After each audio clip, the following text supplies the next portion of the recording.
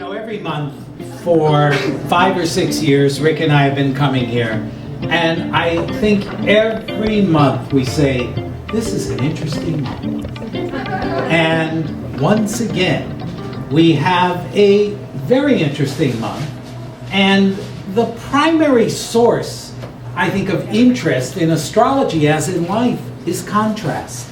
And we've got a lot of contrast going on, starting with the difference between Leo and Scorpio.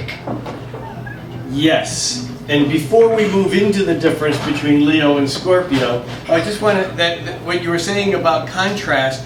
This month we actually have contrast for numbers of reasons, this certainly being one of them. But one, before we jump in, is that this is the first month in a long time where the primary focus or interest isn't on the ongoing square between Uranus and Pluto, which has been moving in and out of exactness for a couple of years and will for another year. And it's not that it's gone away, it's just the contrast is that it's not the direct focus this month. Well, that's right. And Uranus, the planet of weird and strange, and Pluto, the planet of death and rebirth and transformation, are in season-starting cardinal signs. And cardinality is about getting things going. And while that sort of craziness has moved into the background, this month I think the contrasts are in fixed signs, signs that occupy the middles of the 4 seasons. Leo, where the sun is, and Scorpio, where a couple of other planets, Mars and Saturn, are. And fixed signs are about values. They're about resources. So we're dealing, I think, with more core issues of what we're going for and how we're going to get there. So continuing this theme of this discussion about fixed signs, this is the time of year, the middle of every season, rather than the beginning as cardinal. The middle of every season is fixed. And we have the sun now in the fixed fire sign of Leo. Fire is action, it's energy in astrology. And the sun moved into Leo the end of July, and it moves out of Leo around the 22nd of this month. But often what happens is that other planets cluster around the sun. And right now we have Mercury traveling very close to the sun. Later in the month we'll have Venus moving from Cancer into Leo, and Jupiter, which is a 12-year cycle. It takes Jupiter 12 years to go all the way around once. There are 12 signs in the zodiac. Do the math. That means that Jupiter spends 1 year in each sign. And Jupiter moved from Cancer, where it had been for a year, into Leo last month. And so we have Jupiter and Mercury and the Sun all in fixed Leo. And we have Mars and Saturn, both Sirius planets. We'll talk more about them in a moment. And they are both in fixed signs Scorpio. And this is the first order of contrast. The contrast between the fixed fire action-orientedness of Leo and the fixed emotionality of a water sign, Scorpio. Yeah, these two signs operate very differently. Leo, in many ways, represents, it's midsummer. So it's sort of that brightness and that optimism and that joy and that heart-centered sense that we can create beautiful, wonderful lives. And although this happens every year when the sun enters Leo, this is a mega Leo period because gigantic Jupiter entered Leo, as Rick pointed out, just in the last week of July. Once every 12 years. Right. So Jupiter is beliefs. Jupiter is philosophy. Jupiter is the principle of expansion. And although we mentioned it last month, I'll mention again that with Jupiter, this planet of expansion in bold, brassy, creative Leo, take risks, aim high.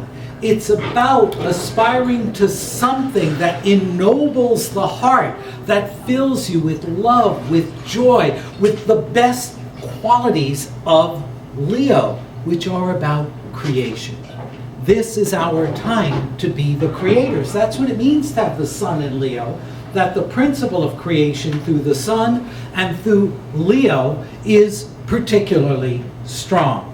Now, all of that Leo stuff is what we call positive energy. And positive energy is not just happy, it also means outgoing, pushing it out. Scorpio, fixed water, is negative energy. It's like yin and yang, for those of you familiar with the Chinese modality of the cosmic opposites, yang pushing outwards, yin inward. Yeah, and interestingly, not only is Leo among the most enthusiastic and optimistic of signs, but Scorpio is arguably one of the most skeptical and cynical of signs. So while the Leo energies are, we can do anything, we're gods and goddesses, I'm the creator of my own reality. And the Scorpio planets whisper, until you die. And that's inevitable. It's gonna get you. Scorpio is like the last word in the sense that everything must go through a death and rebirth cycle.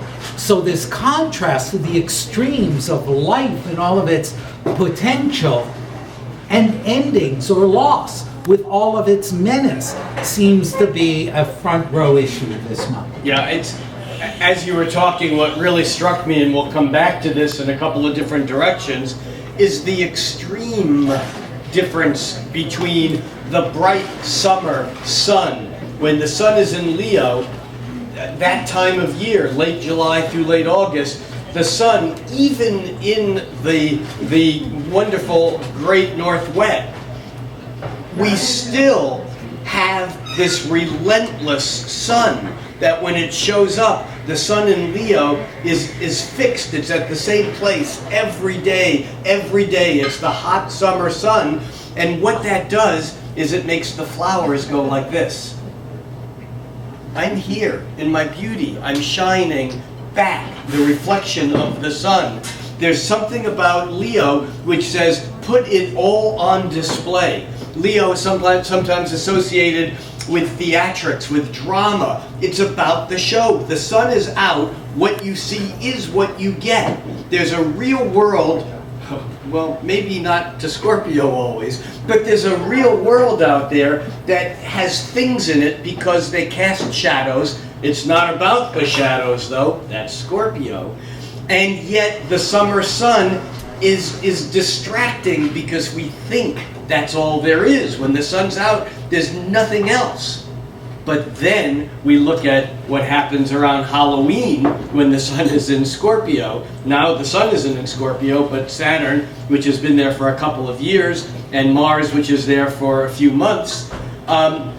When Scorpio is about the shadow. It's about that which is hidden. It's that which you don't see when the sun is out, but it doesn't make it not there. Yeah, and the other great difference is Leo, like the radiating sun, has to do with the unlimited potential for expression and creation. The sun is the source of light and life for us here on Earth. Scorpio is about the cost of things. Scorpio is, nothing is just given without an exchange. See, Leo represents a naive side of romance. I'm in love. It feels great. It's Leo. She doesn't know I exist. I don't care. It's my illusion. Leo is the creation of one's own drama and one's own story. It's innocent. It's William Blake's Innocence and Experience, Leo to Scorpio in some ways. Right, and Scorpio is experience. If you follow the sequence of the signs, Leo is, I'm here for love.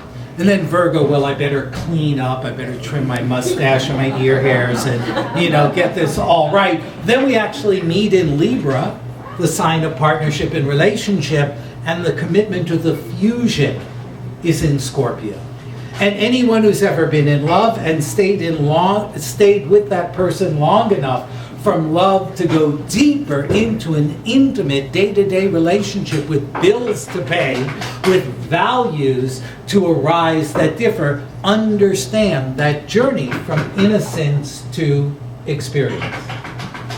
Yeah, and what's coming back to this thing of extremes, what's interesting this month is that on the 12th, Venus leaves Cancer and enters Leo. And the reason, we're going to jump back and forth over the month to make some of these points. And for those of you who have never seen a chart, this is just a map of where all the planets are. They eat their symbols. This is Venus, the blue one's Jupiter, this is the Sun, this is Mercury, Mars, Saturn, etc. Now, as we move through the year, and all these planets move around at their own rate, we're talking about the extremes between bright, shiny Leo and intense, passionate, powerful, death and rebirth Scorpio.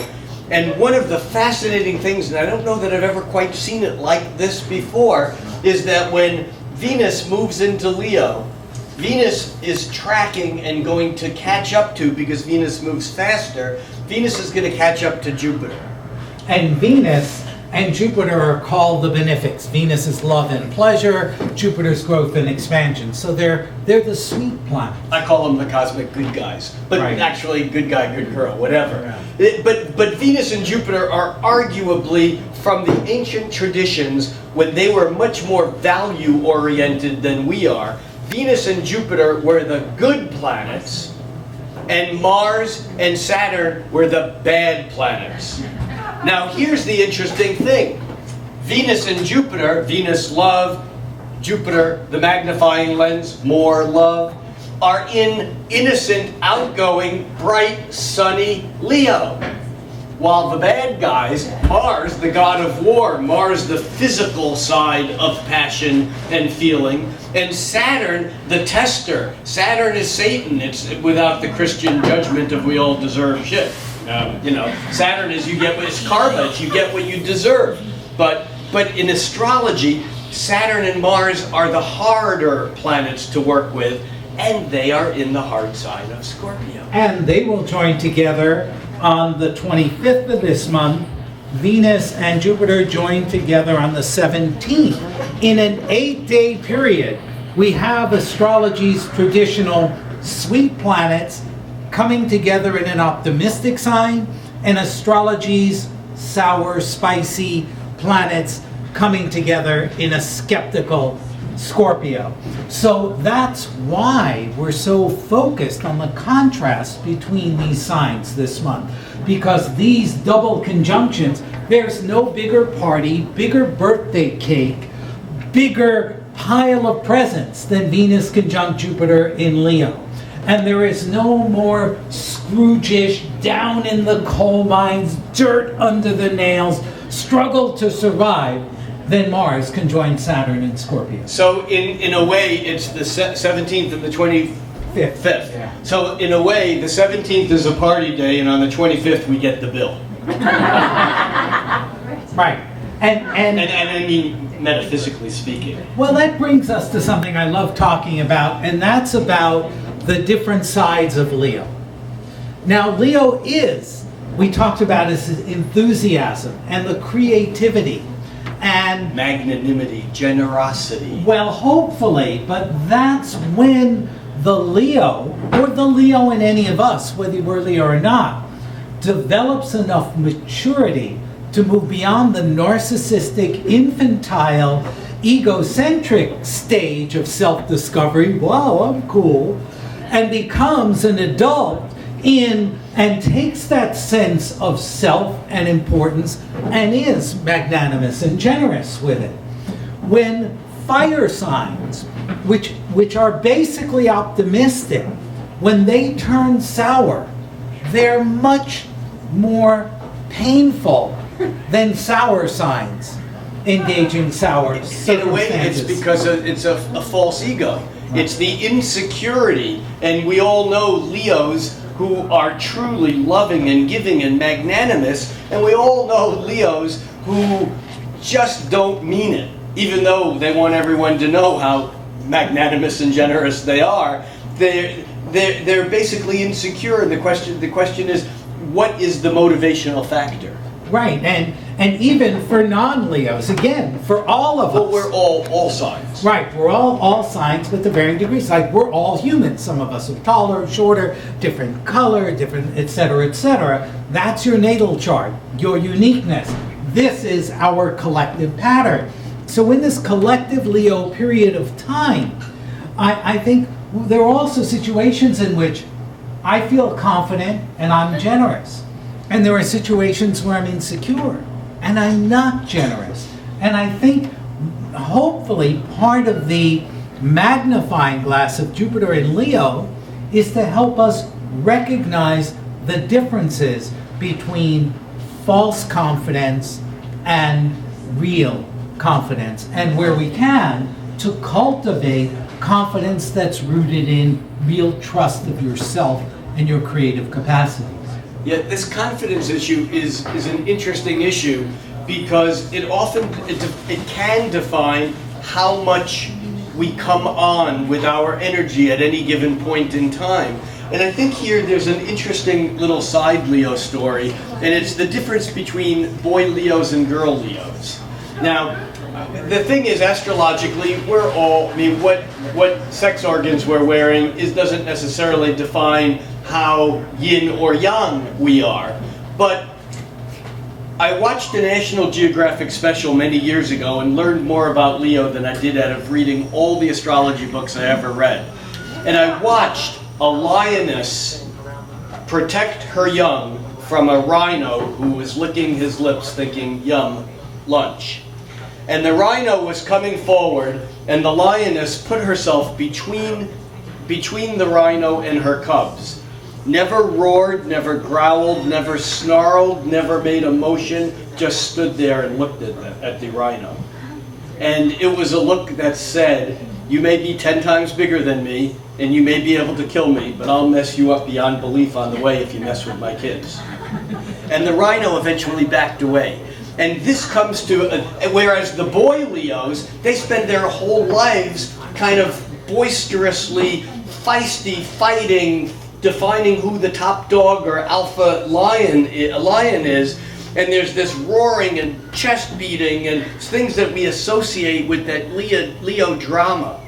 Not all Leo energy is dramatic. Leo is about intent. And the strong female Leos or lions that I know have no reason to get up on stage, although when they do, they're killer. But they have no reason to because they're taking care of business. It's the guy Leo energy that is this insecure, who's the top dog. You see, in the Lion Kingdom, the alpha male doesn't get the alpha lioness. In the Lion Kingdom, the alpha male gets all the lionesses. So there's a lot at stake. There's a lot at stake, but it gets back to this issue of confidence and security, insecurity that you were talking about earlier. Right, because when we're insecure, we're going to show off. Well-known Leo, Mick Jagger, is he confident or an insecure show-off? And to what degree? But whatever the answer, if there actually is one to that, is again, it's a reminder for all of us to watch when we're creative and confident, and watch when we're going, is this good? Are they liking me? Are they loving me? Because one of the great gifts of Leo, and I think of fire, is you don't have to sell other people. You need to sell yourself. If you're sold on your talent, on your creativity, on your beauty, on your charm, on your intelligence, on your presentation skills, whatever it is, if you sell yourself on that, well, then you don't need to be as loud to come across in a very convincing and confident looking way. So we have this ongoing energy building all month that's between the outgoing, generous, expressive, happy-go-lucky party Leo, and the more internal, more serious. One of the things that happens though, because Mars doesn't catch up to Saturn until toward the end of the month, the 25th. What happens is, I think, that all during August, we're getting the buzz, or the first part of August, we're getting the buzz of this uplifting, confident, outgoing, expressive, playful, dramatic Leo energy, but we have something in the back of our head that's saying, don't take it too far, or don't overindulge too much, or if I'm too happy, there's going to be a price to pay. And it may not be exactly like that, but as the month progresses, it's not just a one-day thing on the 25th. Mars is getting closer and closer. Mars is hot. Mars says go. Mars is the god of war, fire. Saturn says stop. Saturn says no. Mars says yes. Mars says gas. Saturn says brake. And so Mars has been free and is running, but it's running toward this barrier, this wall, this reality. And if Mars doesn't pay attention, it'll slam into it, knock itself unconscious. It's not going to run through it. Mars's trick is to run through whatever it meets. So we need to be aware of toward the end of the month, of these responsibilities that may be building, because we can use that knowledge by doing things now, that rather than running into a wall, by the time we get to the wall, we have enough power and certainty and ability that we have a tactic, a strategy, so that we can actually scale that wall and continue on our way, even though we may not just bust through it without having to pay some sort of price. I want to tie these pieces together a little bit, and it's sort of picking up on what Rick was talking about. And that is this idea of hitting the wall. Saturn is a wall. That's what Rick is talking about as Mars is approaching Saturn. Well, you know what that wall can be? It can mean the party's over. So here's the thing. The person you love, the thing you're excited about, the thing that warms your heart right now, do you want it to last?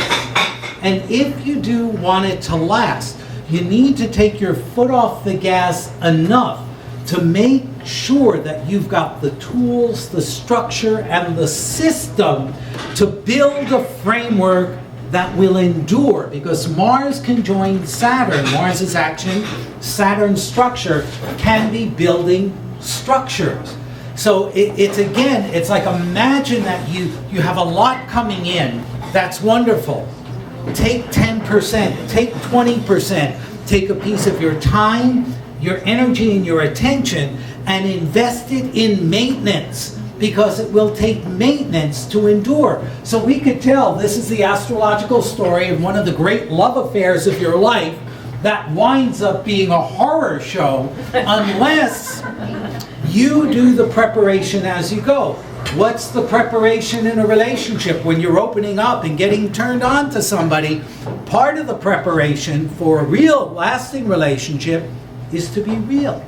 In the moments of worship, in the my God, you're the greatest thing I ever met, in the usual sort of seductive mode, that you weave in the shadow piece of Saturn and Mars and Scorpio. And that doesn't mean you have to be a skeptic or a horrible person, you just need to be whole.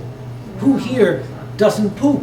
Who here doesn't have a dark side? Who here doesn't digest processes in ways that aren't necessarily pretty? So it's like, don't wait till you crash in this wonderful thing before you start to repair, because that will be more expensive. But if your maintenance team is brought in and anything that's you're loving, that's creative, that's warm, that's wonderful, that you want to keep, if you bring them in now, then you won't hit the wall later. You will become more and more grounded and rooted and competent and skilled. Very simply said, Venus and Jupiter are about play. Mars and Saturn are about work. If you infuse your play with some critical pieces of work, then you will construct something that will last longer than one of our northwestern summers. That's really a way to take advantage of fixed signs. And on a psychological level, it also means learning how to dance between positive and negative. I was with somebody the other day who her husband was going through some stuff at work, And we said, well, tell us about it. And she said, don't tell them about it because it's just negative. It's just negative. As if reporting the difficult reality makes it so. Well, guess what? It is so. We live in a world of light and dark.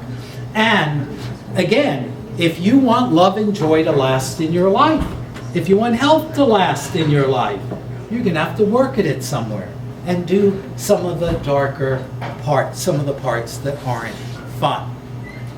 But the rewards, potentially, for the patterns we set this month can move us all up to another level of consciousness. I mean, that's true all the time, but I think it's even clearer this month. Yeah, I think that's true, and I think again, what we do between Saturn does not necessarily respond well to cramming for the final exam the night before the exam, and so you can't cram for a final Saturn exam.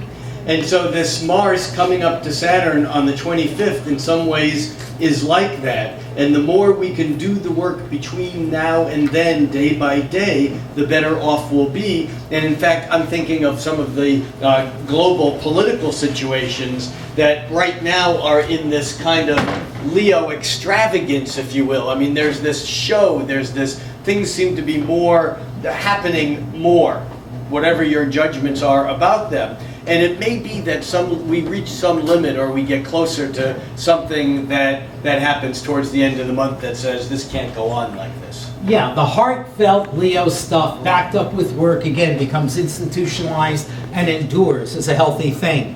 And the insecure, egocentric, BS show-off stuff of Leo also gets institutionalized as a big piece of crap, as a failure.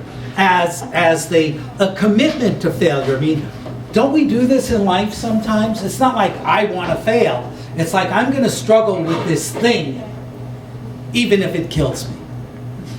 You know, we're gonna have our way. And the one thing we haven't talked about, fixed signs locked up like this are battles of force. They are power struggles. If you think you're stubborn this month, presume everybody else is just as darn stubborn as you, whether it's going after the goodies or whether it's running into walls. So every month, the moon opposes the sun in a primary struggle between light and dark. Because at the new moon, it's the beginning of the seed period, the moon is dark.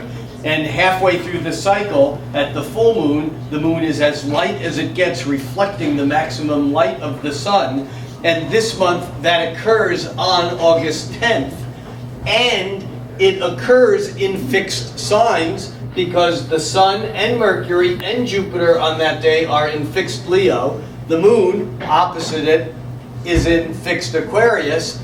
And the sun and moon are square to Saturn more closely, but Saturn and Mars in Scorpio. And so everything that we've been talking about in some ways is full swing at this full moon, which, as Jeff said to me earlier, is arguably the nicest full moon of the year. Yeah, but hot summers. Well, right, it's the summer full moon, Aquarius, friendly, Leo, joyous. Isn't that full moon a big party full moon? Well, not only is the party a little bit more serious, maybe it's for some charitable cause, or maybe it's a party on a budget, or maybe it's a party with nefarious undertones and motivations behind it. But I want to talk just for a moment about the difference between Aquarius and Leo and what this full moon to some degree is always about. Aquarius is communitarian, idealistic, a little cool, detached, friendly, and highly democratic. I don't mean Democratic Party, little d, democratic. Leo is noble. Leo is the star. Aquarius is the constellation. So this full moon is the contrast between the moon and Aquarius need to be all equals, brothers and sisters, versus the will to be the god, the king, the queen, or the empress. So even though that's usually one we party with, it still has this sort of single leader, the great leader Leo, or whether we have consensus. And Saturn coming into this story makes this just an incredibly stubborn and willful full moon. Well, I love quoting Jeff when he's standing next to me because it's just a fun thing to do. But in astrology, every planet relates to a sign and every sign relates to a planet. But in ancient astrology, before we discovered the newer planets, the telescope helped us discover Uranus, Neptune, and Pluto, several of the planets did double duty. And one of them was Saturn. Saturn in ancient astrology was connected with both Capricorn and Aquarius. In modern astrology, Aquarius is connected with radical, revolutionary, crazy, brilliant Uranus. However, in ancient astrology, Aquarius was connected with Saturn. And Jeff said to me earlier that this particular full moon in Aquarius, because Saturn is square, because Saturn is, these are the red lines, 90 degrees to the moon and to the sun, and the sun actually lined up with communicator Mercury, that what that does is it pulls the Aquarius energy away from the futuristic, brilliant Uranus and more into the you'll pay the price, serious, stabilizing, authoritative Saturn. Yeah. Not necessarily in a nice way. No, and you know, astrology always, any chart can describe traps and problems and neuroses, but there are also always ways out. And I think one of the things that helps around the full moon is, well, Uranus, the planet of weird and strange, is trine or harmonize with the sun, sextile or harmonize with the moon, and conjoin the moon, the lunar south node in Aries. I think what that means is we can't do it on our own. Even if you want independence, you have to negotiate. Why? A full moon is about a relationship. So it's never a singular point or just a single person. And the north node of the moon, a point of growth or integration, is about a third of the way into its 18 months in accommodating, compromising Libra. So I believe that all of this fixed stuff this month, all of this tendency to go from, I'm happy, you messed it up, you stepped into my schedule, or something messed up this wonderfulness, there is something in Libra about, okay, what's the link between the good and the bad? Between the happy, joyous opening and the sad, restrictive, limiting thing? In other words, as conscious adults, we know the world is not black or white. It's black, white, and every shade of gray in between. So if you find yourself getting stuck, and you know, haven't you ever been in an argument that halfway through you didn't even care about your position anymore, but you were just stuck in the argument, your ego, you're committed to it, and, you know, well, that's the kind of thing that can come up this month that I think we can accommodate for to some degree by this opening to the other. Oh, well, what do you think about it? Is there another perspective of that? In other words, if you get stuck, open your window, metaphorically, open the window of your mind and invite in another point of view. So, in a moment, we're going to jump more toward the end of the month where we have the new moon and the Saturn-Mars that we've been talking about and so on. But before we do, I want to bring up something else that makes this month totally weird and unique and interesting. And it's this pair of green lines that, these are quincunxes. A quincunx is Latin for quinc 5, unx 12. It's 5/12ths of a circle. There are 12 signs in the zodiac. So if you're halfway around, that's 7, but if you, 6 signs away rather, if you back off 1, it's 5. It's an angle of adjustment, of irritability. It doesn't work. Mathematically and energetically, quincunxes are like the mosquito in the tent that only buzzes every time you begin to fall asleep. And as soon as you wake up to get it, it's gone. So quincunxes are like, they're like thorns in the side, so to speak. Now, what happens this month is from the end of last month and still kind of now and beginning, will wane. It's still coming in though. No, sorry. What is now waning is a quincunx between Saturn, the planet of stability and limits, and Uranus, the planet of revolution that blasts through the limits. So this is an energy that has been with us and is still with us now, but it's important because they're so slow-moving planets that these patterns hold for a while. By the same token, Jupiter, the planet of expansion and optimism, we've talked about Jupiter a little bit, and certainly over the last couple of months. Jupiter is forming a quincunx with Neptune, and this is even more dispersive and more open.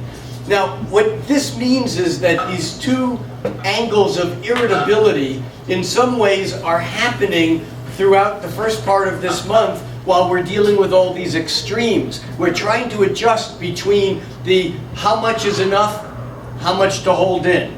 How much should I indulge? How much should I be serious and be studying for the exam?